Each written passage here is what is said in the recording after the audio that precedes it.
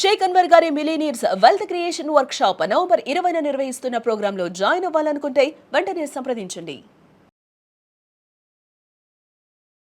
Welcome to Suman TV. నేను మీ Suman TV. నాకు చాలామంది లోన్ యాప్స్ నుంచి కానీ లేదంటే బయట నుంచి కానీ క్రెడిట్ కార్డుల నుంచి కానీ అప్పు తీసుకున్న తర్వాత ఈ రికవరీ ఏజెంట్స్ దగ్గర నుంచి వచ్చేటువంటి ప్రెషర్ తట్టుకోలేక సూసైడ్ అటెంప్ట్ చేసేటువంటి వాళ్ళు ఉంటారు. లేదా ఆ హాంటింగ్స్కి గురైపోయి జీవితాన్ని ఇంకా నాశనం చేసుకుందాము అనుకునేటువంటి వాళ్ళు, ఇంకెందుకులే మనకి అనుకునేటువంటి వాళ్ళు చాలామంది ఉంటారు కదా.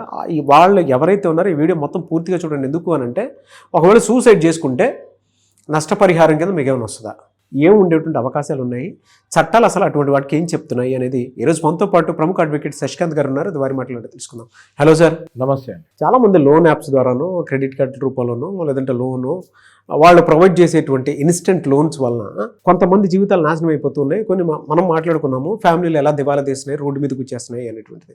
సూసైడే అయిందనుకోండి సార్, దానికి ఆ కంపెనీ మీద కేసు పెట్టడానికి అవకాశం ఉంటుందా, ఆ రికవరీ ఏజెంట్ మీద కేసు పెట్టడానికి అవకాశం ఉంటుందా, లేదా వీళ్ళు వాళ్ళ పరువు నష్టం దావా వేయడానికి అవకాశం ఉంటుందా, ఏ విధంగా ఉండేటువంటి అవకాశం ఉంటుంది? అంటే రికవరీ ఏజెంట్స్ టార్చర్ పడుతుంటే చాలా కరెక్ట్, మంచి టాపిక్ తీస్తారు నాగరాజు గారు. మీరు ఇవాళ చాలా మంది వింటారు ఈ టాపిక్ని. ఎందుకంటే ఈ లోను లేదు, ఇల్లు లేదు. బేసిక్గా ప్రతి ఇంట్లో ఏదో ఒక లోన్ ఉంటుంది. ఒక టీవీకో, ఒక ఫ్రిడ్జ్కో, కార్కో, బైక్కో, పర్సనల్ లోనో, క్రెడిట్ కార్డో, ఎడ్యుకేషన్ లోనో, హోమ్ లోనో ఏదో ఒక లోన్ లేకుండా ఇల్లు లేదు. Yes or no? ఎస్. ప్రతి లోను ఒకవేళ ఆర్థిక మాంద్యం వస్తే, రిసెషన్ వస్తే, చిన్న చిన్న లోన్ దగ్గర నుంచి పెద్ద లోన్, హోమ్ లోన్ వరకు ఈఎంఐలు చూసుకుంటే 10,000 నుంచి 1,00,000, 2 లక్షల వరకు ఈఎంఐలు ఉంటాయి. అప్పుడప్పుడు కట్టే పరిస్థితి ఉండదు బికాజ్ ఆఫ్ రిసెషన్. జాబ్ పోతుంది, ఎక్కడి నుంచి కడతారు? వీళ్ళు ఆస్తులు ఉన్న వాళ్ళు అయితే ఈ లోన్కి ఎందుకు వెళ్తారు? వీళ్ళు అవును, వీళ్ళు ఆస్తులు లేవు కాబట్టే కదా లోన్లోకి వెళ్ళారు. వీళ్ళు ఉద్యోగం పోతే అది ఒకటే కదా సోర్స్ ఆఫ్ ఇన్కమ్. అవును, అది పోయినప్పుడు లోన్ ఎలా కడతారు? వీళ్ళు కట్టలేరు. కట్టలేనప్పుడు స్టార్ట్ అవుతుంది ఈ సూసైడ్ చేసుకునే టార్చర్. లిటరల్గా మీరు చెప్పింది చాలా కరెక్ట్. మనం ఎన్నో పేపర్లో చూసాం, ఇంతకుముందు గతంలో కూడా మాట్లాడాం మన ఇద్దరం కూడా. లోను కట్టలేకపోతాం వల్ల, కలెక్షన్ వాళ్ళ టార్చర్ భరించలేక సూసైడ్ చేసుకున్న కేసులు కోకొల్లలు ఉన్నాయి. ఇదే గనక ఒక ఇండివిజువల్ దగ్గర అప్పు తీసుకొని వాడు టార్చర్ పెట్టాడు, వీడు చచ్చిపోయాడు అంటే ఖచ్చితంగా అది అబెట్మెంట్ ఫర్ సూసైడ్ అవుతుంది. అంటే అవతలోడి మీద అబెట్మెంట్ ఫర్ సూసైడ్ కేసు పడిపోద్ది, అది 10 ఏళ్ళు జైలు శిక్ష.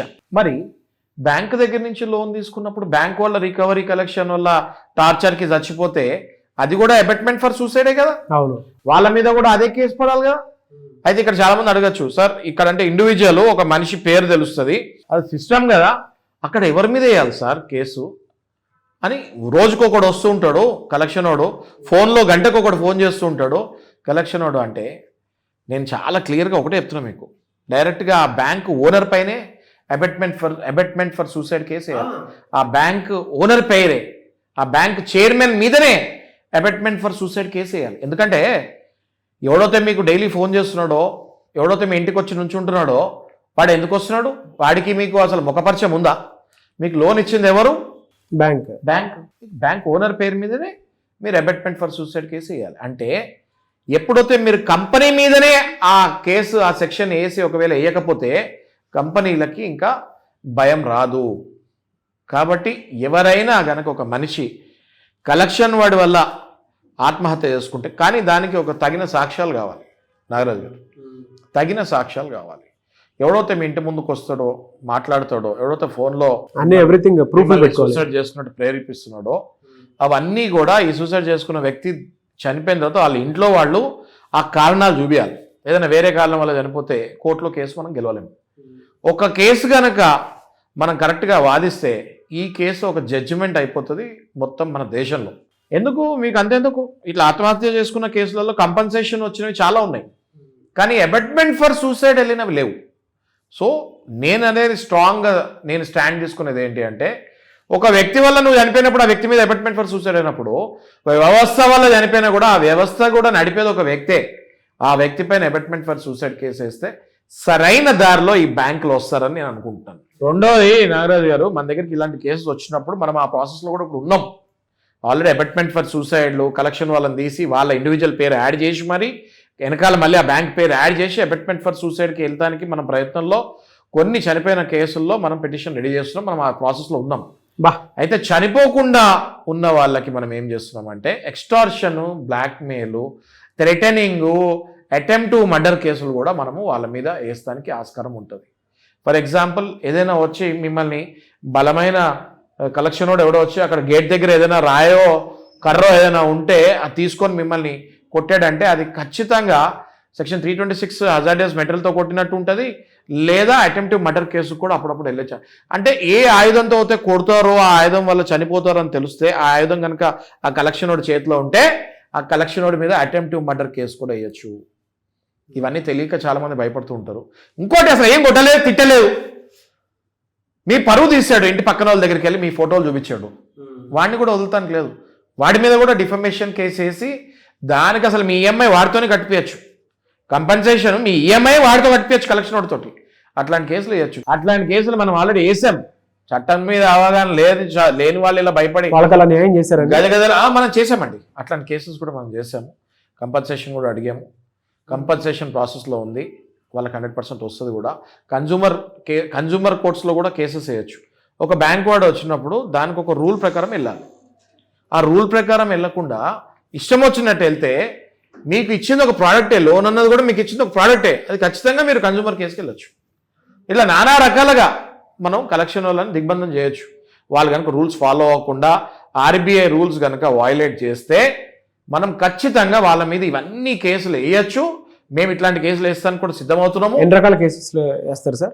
డిఫమేషన్ వేయచ్చు అండి, అటెంప్టివ్ మర్డర్ వేయచ్చు, నెక్స్ట్ హజార్డియస్ మెటీరియల్తో కొట్టినప్పుడు దానికి మళ్ళీ సెక్షన్ 326, 325, 324 అని ఉన్నాయి. అంటే నార్మల్ ఆబ్జెక్ట్ తోటి కొడితే ఎట్లా, చచ్చిపోయే వెపన్ తీసుకొని కొడితే ఎట్లా, ఇట్లాంటి సెక్షన్స్ ఉన్నాయి. కొంతమంది ఇంటికి వచ్చి ఎక్స్టార్షన్, బ్లాక్మెయిలింగ్ మీరు చెప్పేది, ఇంటికి థింగ్స్ కూడా తీసుకొని వెళ్ళిపోతారు. ఎక్స్టార్షన్, బ్లాక్మెయిలింగ్, థెఫ్ట్, ఇంట్లో ఉన్న సామాన్ ఏదైనా తీసుకెళ్ళిపోతే థెఫ్ట్. ఈ కలెక్షన్ వాళ్ళ మీద బ్రహ్మాండంగా ఇలాంటి కేసులన్నీ వేయచ్చు. ఏ ఒక్కళ్ళు మీరు లోన్ కట్టలేకపోతే ఎందుకు కట్టలేదో ఏంటి సరైన రీజన్ చెప్పి కోర్టు ద్వారా బ్యాంక్ దగ్గరికి వెళ్ళి ఇంజంక్షన్ తీసుకుంటామో లేదా కొద్దిగా టైం తీసుకుంటామో చేయాలి తప్ప మీ ఇంటిలోకి వాళ్ళు వచ్చి మిమ్మల్ని అమ్మో కొన్ని అర్ధరాత్రులు అపరాత్రులు సంబంధం లేకుండా వెయిట్ చేస్తుంటారు. ఆదివారాలు ఫోన్లు చేయకూడదండి నాగరాజు గారు, ఎవడు పాటించట్లేదు, అది తుంగదొక్కుతున్నారు. ఓకే, నెక్స్ట్ పండగ పూటలు ఫోన్లు చేయకూడదు, ఎవ్వరు పాటించట్లేదు, తుంగదొక్కుతున్నారు. తెల్లవారుజామున 8 ముందు మళ్ళీ రాత్రి 9 తర్వాత ఫోన్లు చేయకూడదు, ఇంటి దగ్గరికి రాకూడదు. వీళ్ళు అసలు వచ్చేదే ఇంటి దగ్గరికి 8 ముందు 9 తర్వాత. ఆర్బీఐ గైడ్ లైన్స్ వయలేషన్స్ తుంగదొక్కుతున్నారు. ఈ మధ్య కొత్తగా లేడీ విలన్స్ని అపాయింట్ చేస్తున్నారు నాగరాజు గారు. లేడీ విలన్స్ అంటే రాక్షసులు లాంటి వాళ్ళని పెట్టి వీళ్ళ మీదకి తోస్తున్నారు. ఏదైనా గట్టిగా మాట్లాడితే ఇదిగోండి నేను ఆడదానని తెలియకుండా నాతో ఇలా రఫ్గా మాట్లాడి ఉల్టా వాళ్ళతోటి బ్లాక్మెయిల్ చేపిస్తున్నారు. సో అట్లా కూడా భయపడకూడదు మీరు. మా అడ్వకేట్స్ ఉంటారు, మా లాంటి అడ్వకేట్స్ ఉంటారు. మీకు చక్కగా మీ రైట్స్ ఏంటి, కాన్స్టిట్యూషన్ రాజ్యాంగం మీకు కొన్ని రైట్స్ ఇచ్చింది. ఆర్టికల్ 21 మీరు బాగా చదవండి, గూగుల్లో కొడితే వస్తుంది. మీకు right to life, right to Liberty ఇవన్నీ ఉంటాయి. అవన్నీ చక్కగా మనం పొందుపరిచి హైకోర్టుకైనా వెళ్ళొచ్చు, లేదా లోవర్ కోర్టుకి వెళ్ళొచ్చు. మీరు కొంత టైం తీసుకోవచ్చు. డిప్రెషన్కి వెళ్ళకండి, సూసైడ్స్ చేసుకోకండి. ఈజీగా మీరు ఇందులో నుంచి కోర్టు ద్వారా బయటపడవచ్చు. స్లోగా మీరు సెటిల్మెంట్ చేసుకోవచ్చు. బ్యాంక్కి మీకు ఏదైతే డిస్టర్బెన్స్ ఉందో దాన్ని సాల్వ్ చేసుకోవచ్చు. Anyway sir, thank you so much sir. చాలా మంచి ఇన్ఫర్మేషన్. ప్రతి ఒక్కరికి ఒక రిలీఫ్ దొరికినట్టుంది. నాకైతే బరువు తగ్గినట్టుందండి. అసలు వెల్కమ్.